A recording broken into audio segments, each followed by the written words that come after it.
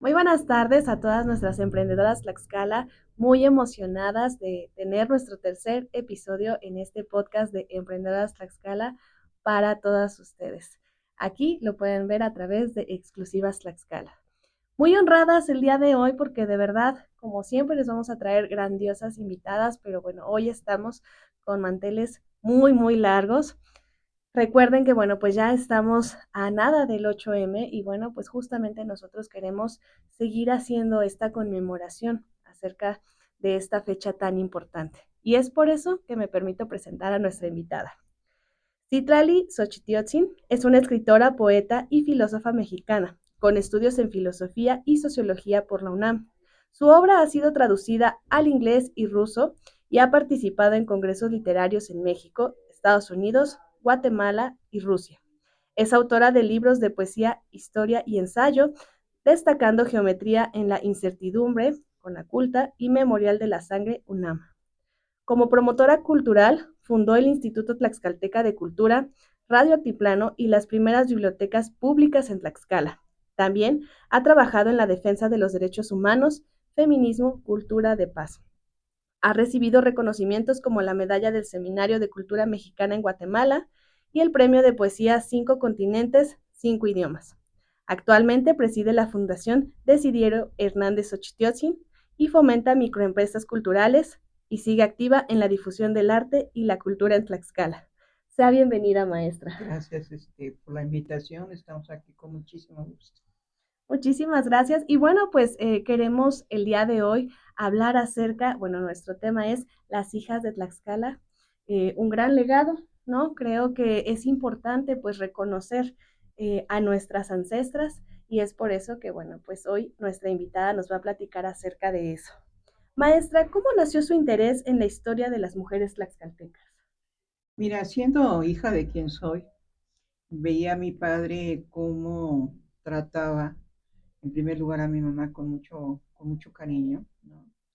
Y mi madre siempre se vistió en una época en la que no estaba de moda vestirse de camisas indígenas. Mi madre siempre usó ese tipo de ropaje. Entonces, ver estos elementos cotidianos en mi vida, ver a mis abuelas de la misma manera vestidas, pues hizo que esta simbología pues fuera cotidiana y vista dentro de la piel, ¿no? O sea, no se va, ¿no? Cuando, cuando yo salgo de Tlaxcala a estudiar a la Ciudad de México, es cuando me percato que mis abuelas y mi madre, ¿no? Son distintas, porque la vestimenta es distinta, porque los valores son distintos, porque me enfrento prácticamente a otro tipo de valores de la belleza cuando empiezo a estudiar en la Universidad Autónoma de México, ¿no? Pero me tocan unos momentos muy especiales, me tocó vivir como estudiante en los años 70, cuando llegaban las oleadas a México de exiliados, de, de las dictaduras militares de Centroamérica que van desde Brasil, Uruguay, Chile, este, Argentina, ¿no? Y me toca la fortuna de tener maestros con esos principios y con esa visión del mundo. Y entonces me doy cuenta cómo los valores de mis padres y de mis abuelos tienen mucho que ver con los valores que yo aprendí en la universidad. Solidaridad, honestidad, ¿no? Arraigo a la tierra, amor profundo a las raíces, ¿no? Y hay un antes y un después porque antes era como lo cotidiano y después ya cuando fui a la universidad fue consciente. Fue cuando mi papá empezó a pintar lo que actualmente conocemos el mural del siglo de oro de Tlaxcala. Y mi padre empezó a hacer una investigación sobre la mujer de la que vamos a hablar hoy, que es una mujer extraordinaria. Yo me quedé en ese entonces con algunas sensaciones. Mi padre no encontró mucha información sobre ella, pero sí sabía quién era. ¿Sí? Esta mujer es fundamental para entender, eh, digamos, la historia del siglo XVI de Centroamérica.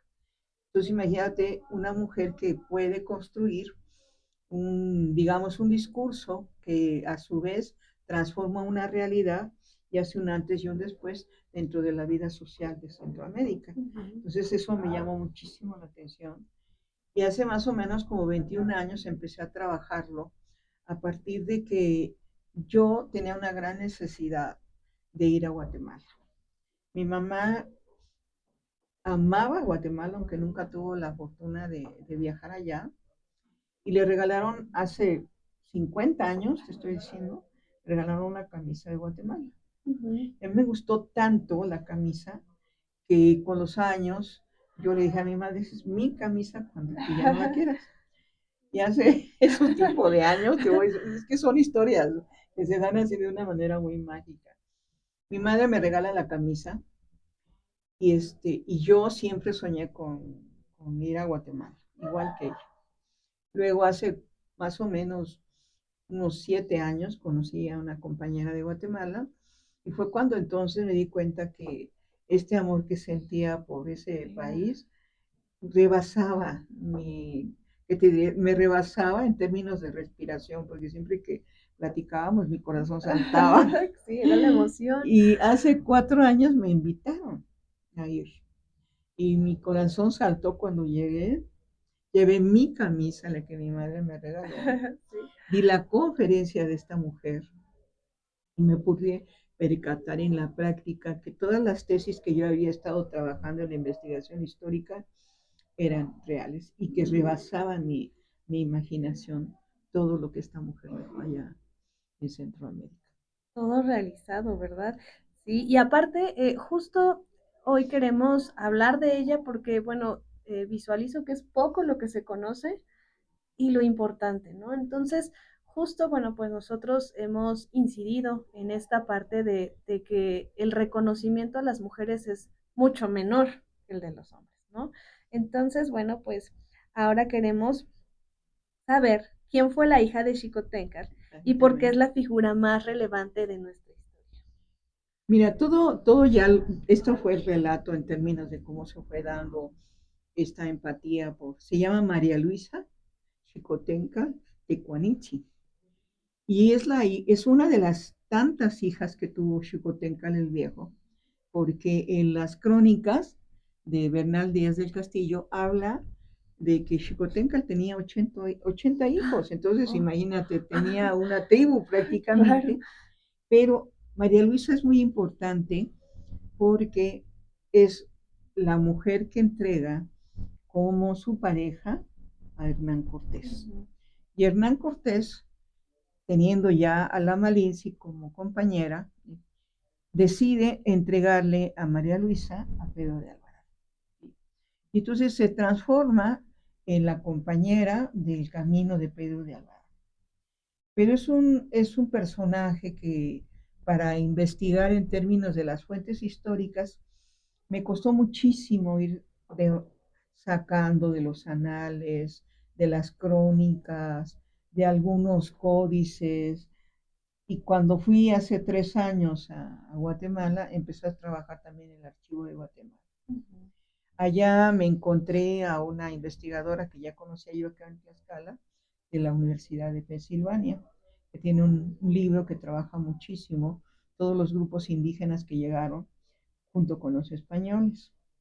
Y después allá conocí otras historiadoras y en estos 4 años que he estado yendo a Guatemala, me he encontrado mujeres que han estado trabajando María Luisa, pero no hay fuentes, Ujú. sino siempre se basan, la mayoría de ellas, se ha centrado en el trabajo de las crónicas de Bernal Díaz de Castillo. Entonces, la información que tenemos es muy escasa, hay más información sobre sus hermanos que de ella, pero cuando tú viajas a Guatemala, hay muchas leyendas de ella. Y entonces es otro tipo de fuente. Sigue siendo una fuente informativa que no tiene la certeza de las fuentes históricas, pero que tienen un ingrediente que son los aspectos simbólicos que ella dejó diseminado en una sociedad.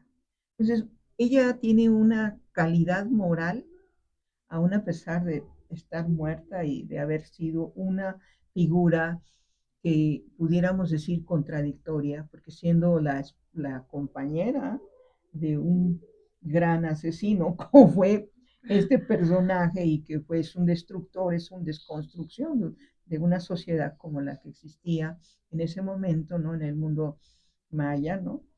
Ella tiene una tesitura de una leyenda de una mujer que sufrió mucho con un hombre, como él y su crueldad, pero que fue una constructora del país. Entonces tú puedes estar en el campo con las organizaciones civiles, con las mujeres, y sientes el cariño de la gente por esta mujer.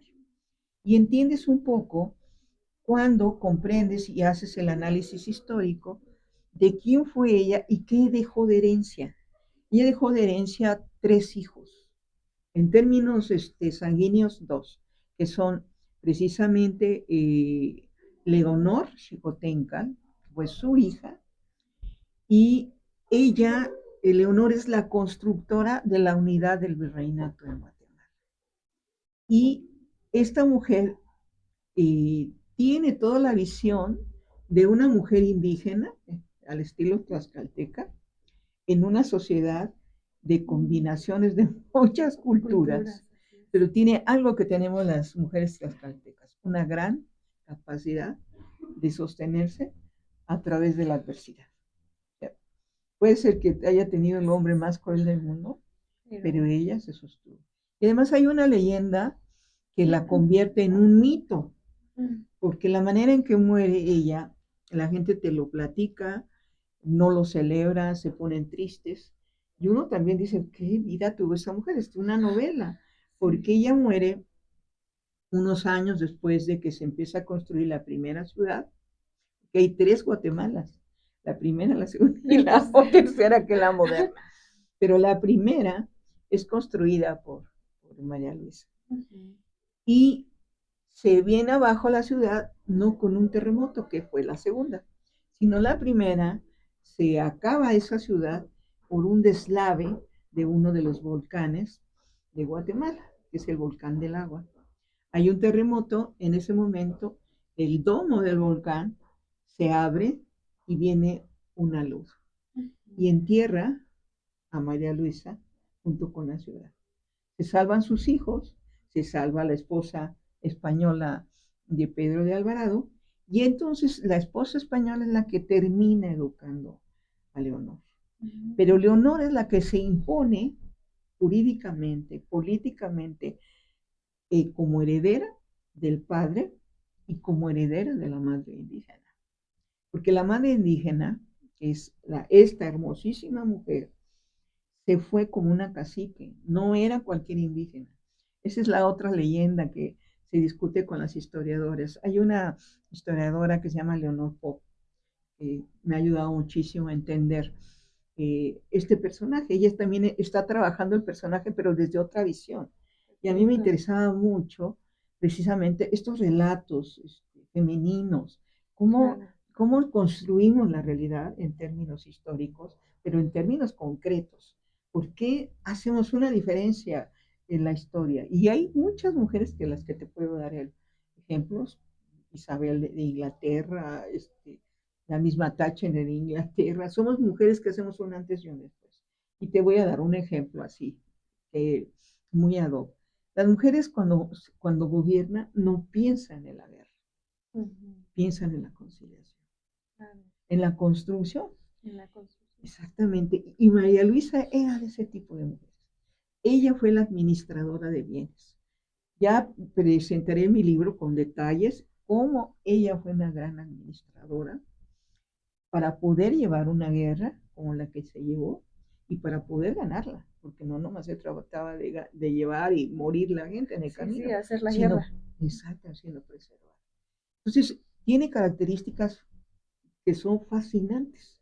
Entonces, mi intuición de niña no fue nada mala, sino que ha ido alimentando mi proyecto y estoy por cerrar el libro porque vi la necesidad de analizar a los hermanos que se fueron con ella custodiando a la cacica, ¿sí? Porque no se fue solita, o sea, no es una esclava al estilo romano, no es un esclavo al estilo occidental europeo, es una mujer que no se casa, y se casa en la iglesia, pero Pedro le vale sombrilla el casamiento y se vuelve a casar con la española, y a la española es a la que le da la legalidad jurídica, ¿sí? Pero a la indígena no, ¿sí? Pero ella se fue como una cacica y fue educada como una cacica. Esto que te estoy platicando, ya son 2 años que voy a dar, me invitan a dar las conferencias sobre de ella, y me ha permitido también conocer las comunidades de este tipo de mujeres que todavía siguen muy presentes en la cultura, en los espacios que dejaron sembrados y que dejaron como construidos los tlaxcaltecas en Guatemala. Y justamente todo esto que nos dice me llega mucho porque, bueno, por ahí también les haremos la invitación. Estamos gestionando un mural en el cual nosotros queremos conmemorar a estas mujeres que han trascendido a la historia, pero que muchas veces solamente las reconocemos por nombres de escuelas o reconocimientos y poco se sabe de ellas, ¿no? Porque, bueno, pues muchas veces se puede culpar, es que ustedes no investigan, ¿no? Pero realmente es por qué están tan desdibujadas, por qué sí sabemos de otros personajes, por qué sí hay tanto foco para los hombres y por qué para las mujeres es poquito, ¿no? Bueno, ahora quisiera preguntarle, maestra, ¿usted qué opina? ¿Qué papel jugaban las mujeres en la sociedad tlaxcalteca antes de la conquista? Mira, hay que entender que la sociedad tlaxcalteca, primero que nada, tenía una gran capacidad estructural organizativa. ¿Qué quiere decir esto? Nosotros tenemos estructuras operativas, si no, no funcionaría en el tráfico. A eso me refiero. Tenemos tiendas, tenemos leyes, tenemos escuelas, tenemos iglesias, entendidas como estructuras sociales. Pero en el mundo prehispánico esto también existía, ¿sí? De poco o mucho, ¿sí? ¿Cómo, por ejemplo, ejercían el poder en los grupos tenochcas? A través de la violencia. Eran muy violentos y eran muy persuasivos, no por la buena, sino por la mala, porque diezmaban, recogían gente, la mataban, la ofrecían, o sea, todo esto que antropológicamente uno puede analizar, puede estar uno en contra, o esto puede uno estar a favor, o puede uno decir, Aparte de era la ese siglo, historia. sí, Era eran esas, parte de la historia. son las cosas como se movían. Sí. En Tlaxcala, la estructura, hay que entenderla, la estructura se desarrolló porque tenía que tener una gran eficacia. El territorio estaba rodeado de los ejércitos tenochcas.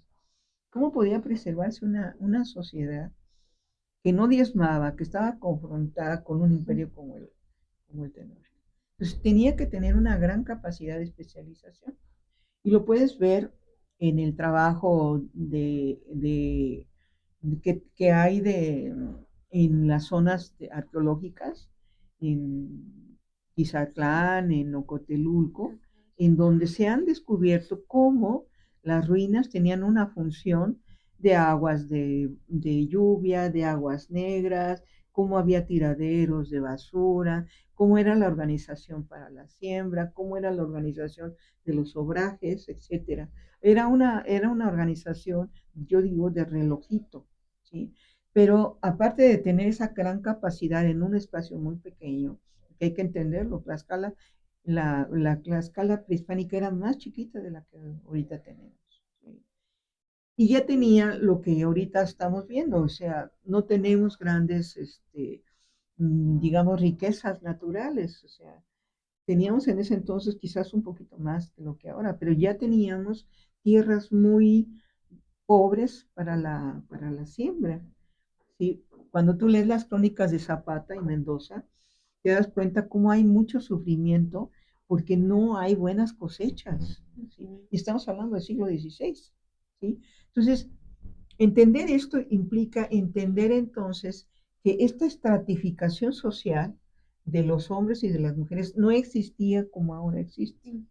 La separación de tareas, a eso me refiero. Los hombres hacen esto, las mujeres, no, ahí no. A Ahí todos. ahí hacen la especialización y todos hacen algo que hay que comprender. Los ejércitos, en el momento de las confrontaciones, se movía todo el mundo. O sea, no nada más los guerreros, o no nada más las mujeres que van a hacer la comida, ¿sí? Sino todo mundo para la defensa de Tlaxcala. Mm, Entonces, eso quiere decir que las mujeres también participaban en las decisiones, vamos, que no nomás aguerridas. estaban así cruzados de Claro. brazos a ver si qué me dice el otro, ¿no? Y eso lo ves en los primeros años del virreinato. Después, en los archivos históricos se ve muy claramente cómo los hombres empiezan a ejercer el poder al estilo español. O sea, Ujú. son solamente los varones. Ya no hay cacicas, pero donde sí te das cuenta que hay cacicas es en los registros de propiedad. Entonces, las mujeres siguen teniendo las propiedades, pero ya empiezan a ser marginadas del ejercicio social. ¿Por qué? Porque ya no es necesario estarse peleando con nadie, porque ya no existe. ¿Quién es ahora con el que nos peleamos? Con la administración virreinal, ¿verdad? Ujú. Y entonces las mujeres aparecen como propietarias de terrenos, como cacicas todavía siguen siendo hasta el siglo XVIII. Pero hay un cambio simbólico dentro de la sociedad. Entonces la mujer de Tlaxcala, por eso es así. O sea, Ujú. tiene un empoderamiento que viene de un matriarcado que no es un matriarcado al estilo oaxaqueño, ¿no? Porque ahí las mujeres siguen ganando dinero y ellas son las que se imponen. Ujú. Acá es todavía un poquito más soterrado, ¿sí? Las mujeres siguen ganando dinero, pero todavía no dan el salto en las decisiones, digamos, del ejercicio de poder de las parejas. Ujú. Todavía hay toda esta ambigüedad que existe y que es muy violenta. Así Pero es. hay que entender, en ese entonces la mujer está a la par. Entonces, cuando Xicotenca le entrega a su hija, no le entrega solita, le entrega con sus hermanos. Y los hermanos son los jefes del ejército no español, del ejército tlaxcalteca. Entonces ahí te das cuenta cómo es una unidad. Entonces, la unidad, ¿cómo se entiende? No hay separaciones de tú eres menos, yo soy mayor, sino estamos a la par de las decisiones. Y eso es muy interesante porque podemos hablar que no era un régimen patriarcal al 100%, sino había todavía esa permisividad o ese ejercicio, digamos, de horizontalidad en el ejercicio de poder, ¿no? Ay, qué interesante, ¿eh? Claro. Creo que sí, justamente tenemos que aprender de nuestra historia, porque, bueno, pues hoy por hoy con tantos discursos, que si Tlaxcala es patio de Puebla, que no, y cosas muy, que si somos traidores, y justamente pues nosotros queremos ir pues entrándonos a la historia realmente, saber de dónde venimos, quiénes somos, porque no somos traidores, hermanas. Ahora, bueno, nos gustaría saber ¿cómo impactó la llegada de los españoles en la vida de las mujeres indígenas? Acabamos de mencionarlo y lo subrayo, ¿no? El sistema patriarcal viene De allá. de precisamente cuando las sociedades, en términos sociológicos, cuando las sociedades tienen funciones hacia el interior de la familia. Ujú. O sea, la mujer ya no es una cazadora, empieza a ser las primeras sociedades son recolectoras y son mujeres. Los hombres siguen en la casa, pero las mujeres empiezan a hacer la recolección de las semillas. Y al hacer la recolección de las semillas, empiezan a ser las sembradoras. Entonces, la cultura de la siembra dentro de las sociedades arcaicas, ¿sí? Tú puedes ver, por ejemplo, en la Europa arcaica, o puedes ver en la Asia arcaica, o puedes ver en donde quieras, en términos de los que se ha hecho de la investigación, son mujeres, son sistemas de mujeres. Y entonces hablan, los sociólogos del siglo XVIII, hablan de que es el momento de las amazonas, es el momento de las matriarcas, que es el momento en que las mujeres son las que gobiernan, Ujú. ¿sí? Porque ellas son las que son las dueñas de los modos de producción, de la riqueza, de la generación de la riqueza. Finalmente el hombre se va de casa, pero no sabes cuándo va a regresar, Ujú. ¿sí? O si regresará, O sea, regresa a casa porque se sí, puede quedar por ahí, ¿verdad? sí, o puede morir, ¿no? Sí, Incluso. sin embargo, ellas empiezan a desarrollar, la mujer empieza a desarrollar la cultura. Es que es bien interesante. Quienes enseñan los bordados, quienes transmiten Ujú. el conocimiento de, de, de los usos y costumbres son las mujeres. Así es. Sí, entonces son las transformadores de la cultura. Aquí en México, cuando llegan los españoles, la mujer tiene, en Tlaxcala por lo menos, esta igualdad, ¿sí? Pero no es una igualdad, que en términos como ahora la entendemos, ¿no? Sino una equidad es la palabra adecuada, ¿no? Llega esta imagen, digamos, feudal de los militares españoles, ¿no? Llegan acá con una idea feudal. Y no son ejércitos de la modernidad como los italianos en el siglo XVI, no, son feudales. Y todavía tienen la idea del mío Cid en su cabeza y son hombres que vienen precisamente a enriquecerse a cualquier costa. Cuando uno lee la biografía de Hernán Cortés o cualquiera de los conquistadores te das cuenta de la justificación de la crueldad hasta lo más oscuro, ¿sí? Hay una justificación siempre, ¿no? Por una parte, hay que decirlo, están siempre convocando a Dios, pero están matando, ¿no? ¿Sí? Entonces, es una idea muy feudal, ¿sí? Entonces, ellos son los que en determinado momento heredan las estructuras de las iniciativas o de las estrategias del control del poder en África. En África, para avanzar España y hacerse de toda la península, tuvo que utilizar recursos religiosos, ¿sí? En términos históricos, para imponer un imperio. Y se utiliza entonces todos estos mecanismos que empezaron a utilizar también en la Nueva España. ¿Y cuál era el mecanismo más grande? O sea, el discurso de las masculinidades guerreras que tienen una idea del macho alfa, ¿no? Y que se impone por ser el macho alfa. Entonces, cuando llegan y ponen esto, ¿sí? No es en una generación que pueden gobernar, sino empieza a haber unos ajustes, como siempre en las sociedades. La transformación más larga siempre son las culturales. ¿Y por qué? Porque va a un acomodo lento, lento, lento, hasta que la sociedad empieza a jugar los rituales que requiere la estructuración. De otra manera no sobreviviríamos, ¿eh? Sería un caos. Estaría siempre todo el mundo peleado con todo el mundo. Y entonces es cuando ves que esta imagen de la masculinidad del macho alfa, pues es una imagen medieval, es una imagen que conformó el imperio español en el avance contra los árabes y que utilizó en América Latina. Ahora nos gustaría preguntarle, ¿sabemos si hubo otras mujeres tlaxcaltecas que resistieron o participaron activamente en momentos claves de la historia? Sí, María Luisa, te lo vuelvo a decir, es la que destaca.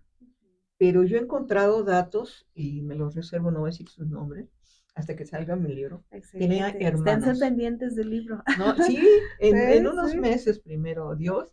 Primero Dios, así Sí, será. andamos viendo ya lo de la edición. Tuve hermanas. Y esas hermanas también se desplazaron. Entonces, es muy curioso porque estas mujeres son las dueñas de los terrenos, son las dueñas que hacen la innovación de la introducción de los ganados en Tlaxcala, etcétera, etcétera, etcétera, que ya no te voy a decir más porque si no me van a comprar Porque el libro. estemos pendientes del libro, ¿no? Pues Cómo las mujeres fuimos y seguimos siendo innovadoras, ¿no? claro, y justamente es algo que nosotros pues siempre reiteramos.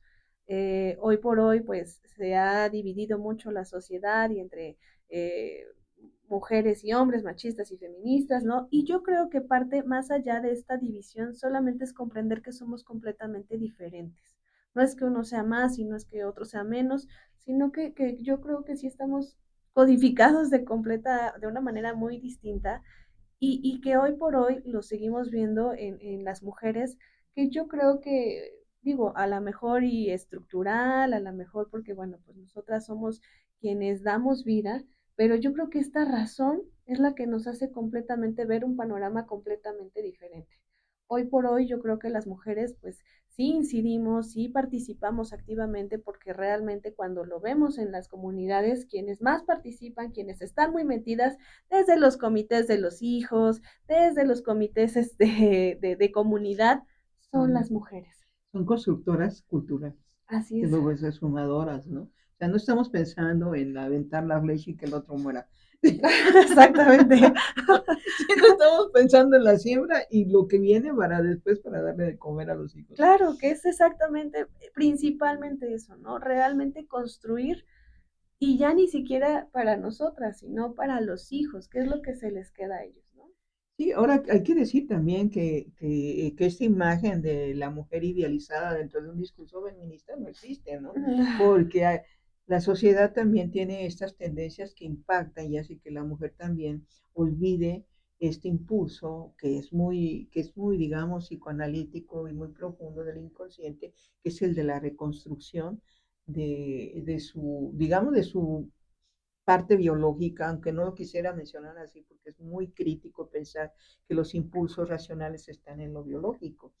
Y sí y no, sino hay que pensar también que es una decisión, y entonces esa decisión a veces cree uno que corresponde a uno, pero no, a veces es una tendencia de sociedad que se impone, Ujú. ¿sí?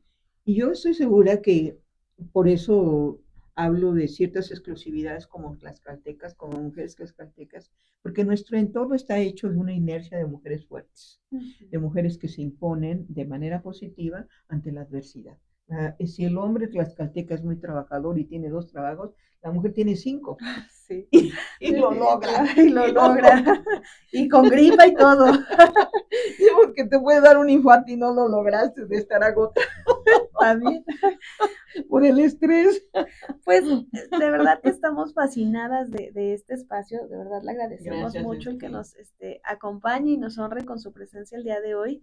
Ya estamos por ir cerrando el capítulo del día de hoy. Quisiéramos preguntarle, ¿cómo podemos recuperar y dar visibilidad de la historia a estas mujeres? Mira, yo creo que sí, como colectivo, estamos obligadas a difundir y estamos obligadas a multiplicar los discursos que nos empoderen con valores que nos permitan tener resiliencia, tener calidad de vida, tener paz, tener libertades jurídicas, libertades de todo tipo, religiosas, ¿no?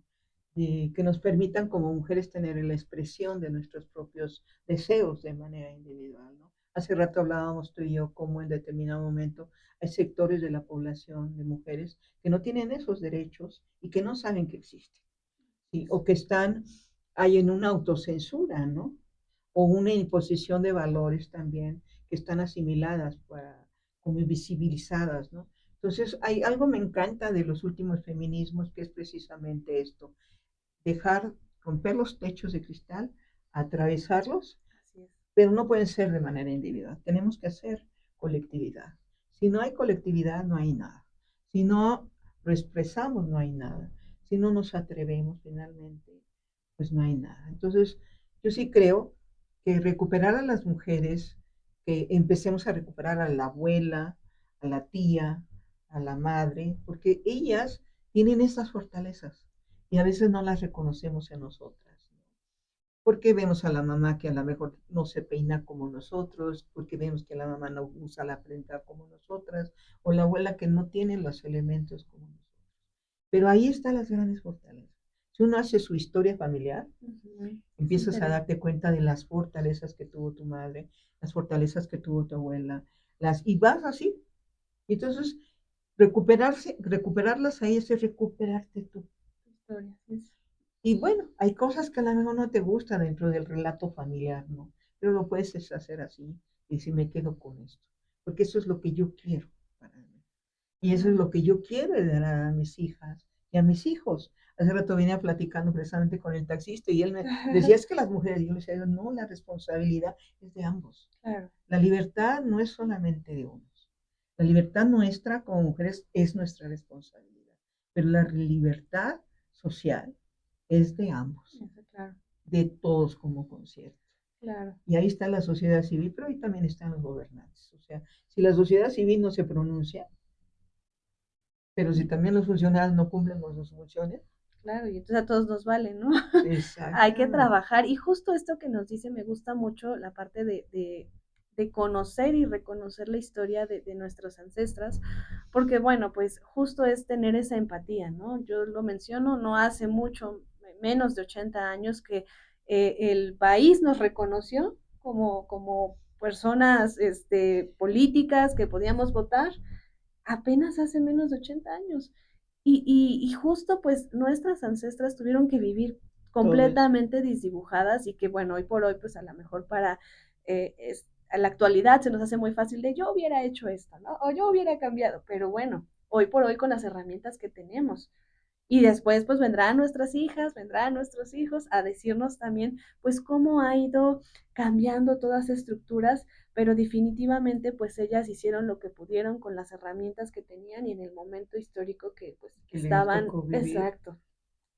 Por último, nos gustaría preguntarle, bueno, más bien que nos pudiera decir, ¿qué mensaje le daría a las mujeres de Tlaxcala el día de hoy, tomando en cuenta la historia de estas mujeres tan importantes y que, bueno, pues usted trae un trabajo que ya estaremos muy pendientes de ese libro para, bueno, pues descubrir toda esta fortaleza que tenemos como mujeres tlaxcaltecas? Fíjate que analizando siempre mi trayectoria, yo diría, atrévanse. Si tú no te atreves a pronunciar lo que deseas, no lo vas a lograr. Pero también si tú no te atreves a dar un paso para la autoestima, tampoco. Si tú no te atreves a gritar y salir de donde estás, no lo vas a lograr. Si tú no te atreves a tomar un avión y ir al otro lado del mundo porque quieres conocer, pero no sabes cómo, o sea, siempre tienes que estar atreviendo. Ser el atrevimiento implica que tú tengas el deseo más grande de ser diariamente otra persona, la Qué mejor bonito. versión de ti diariamente. Yo le diría a las mujeres de Tlaxcala, atrévanse, atrévanse a hablar, atrévanse a arreglarse, atrévanse a salir, atrévanse a subir a un avión, atrévanse, porque lo más triste del mundo es no atreverse y después arrepentirse. Claro, porque vida solo hay una, y entonces si lo aprovechaste, hermana, qué bien. Y Y si si no, no, mucho gusto, se te fue la se vida. te fue la vida. Maestra, estamos encantadísimas de haber compartido este espacio, de Gracias poder a ti. dialogar y reflexionar y sobre todo, bueno, pues hoy honrar a estas mujeres. Y bueno, pues nos gustaría saber dónde podemos saber más de usted, de su trabajo, dónde la podemos encontrar. Tengo Facebook, es lo que tengo en las redes, porque lo demás no tengo. Estoy como Citlali H. Xochitl, ahí me pueden buscar, localizar y lo doy de alta. Eh, pues me pueden seguir porque de alguna de otra manera siempre estoy como muy presente, me invitan acá, me invitan allá y con mucho gusto. Hay libros que tengo ya publicados que los pueden conseguir en las bibliotecas de venta electrónica en Google, ahí están los libros. Tengo libros de Tlaxcala, tengo libros de historia, tengo libros de poesía que están ahí circulando, los pueden comprar también, ¿no? Excelente. Y si no, pueden buscar nada más mi nombre y se pueden Ahí enterar ahí aparece todo. con los algoritmos, Y ¿no? también me parece que tiene una página acerca de su fundación. Sí, yo soy la presidenta de la Fundación Desiderio Hernández Xochitl, sí, pero los contenidos de la fundación están focalizados a los trabajos que tenemos en la La fundación. fundación que Ya tiene. de manera particular en mi vida como escritor y de manera particular en mi vida con otras actividades, sí estoy fuera de la página, ¿no? Porque esa página Gracias. es solamente eso. Para la fundación. Así es. Excelente. Pues amigas, hemos llegado al final de este tercer episodio. Muchísimas gracias para las que nos acompañaron y bueno, pues las que van a estar viéndolo en la tardecita, en la nochecita, ya con su cafecito, su tecito, pues deseamos que se la hayan pasado tan increíble como nosotras. Nuevamente, pues agradecemos este espacio a Exclusivas Tlaxcala, pues vamos a seguir trabajando y fortaleciendo este espacio que es para ustedes, para todas y bueno, pues para reflexionar, aprender y bueno, pues sobre todo para seguir trabajando para y por los tlaxcaltecas. Un honor, maestra. Nuevamente Muchísimas gracias. ha sido un gran gusto conocerla. Muchas No, gracias. muchas gracias. Y bueno, pues nos vemos en el próximo episodio.